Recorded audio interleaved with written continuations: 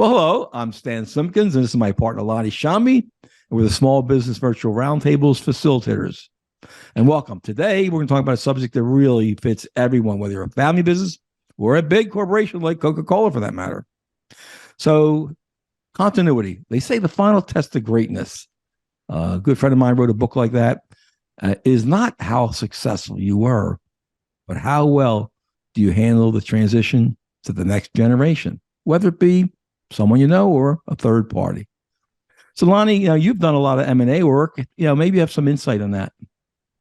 Well, I mean, most of it, Stan, has to do with, unfortunately, what's right in front of them, because most small business owners don't plan for this.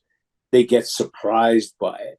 Sometimes it's an illness. Sometimes it's a buyer who arrives on their doorstep and they're not ready because they haven't got the business where they want it to be, yet they don't want this guy to go away. Right. And everyone's heard of Stephen Covey, The 7 Habits of Highly Effective People. And the one I love, which I kind of lived all my life, even when I didn't even know it existed, is start with the end in mind. We talk about goals and things like, kind of like that.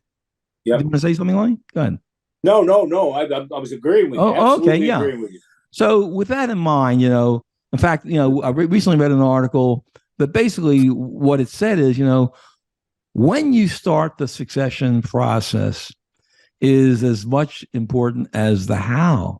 And that succession isn't really so much a plan as an outcome, if you think about it. Well, it's a combination of a process and an outcome. Yeah. And the most important thing, of course, is the outcome, the result. But the process is really important about how you get there. Right. And that's the thing that most small business owners don't get. They look at the end, They look at the end game and say, well, okay, it's 3 to 5 years out. No. There's a lot's going to happen between now and then, and you've got to be as flexible. You have to be as flexible with your thinking here as possible. Okay, great. So let's get, we always like to give, just some takeaways. This is a 4-minute snippet, basically. We try to keep it 3 to 5, not 3 hours. So the first one, what's the big one everybody does, quote, wrong? And the answer is timing. Timing is everything. Who couldn't appreciate how important that is during the pandemic? Can you imagine having a business worth a lot of money that how about like a gym? Nailed. You're not even a cent. You're closing down.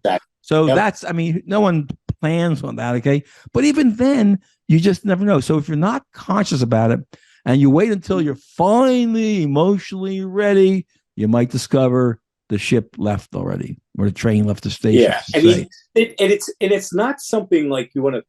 You got to have this, buttoned up plan. It's the one you're going to have. No, but you got to be ready. That's the important thing. So if I can interrupt you, so let's not appeal to them based upon fear or whatever. Let's play to greed. I have never met a business broker who didn't agree with Lonnie and I that if you do this right, the timing is right, etc., the team is right, you're going to end up with at least 10% more for your business than if you didn't. Is that fair? No question. Yeah. Okay. This is critically important. And hopefully today we struck a chord with you and gave you something that you can use in your day-to-day business, especially planning for succession and planning for exit. And finally, one more, just for the road. What do I do if I don't have a successor? What if there's no one in the family or even key employees? And that's another thing that owners don't plan for. They'll go, well, I don't want to spend the money on the overhead. I don't even need it. You know what? You might be right.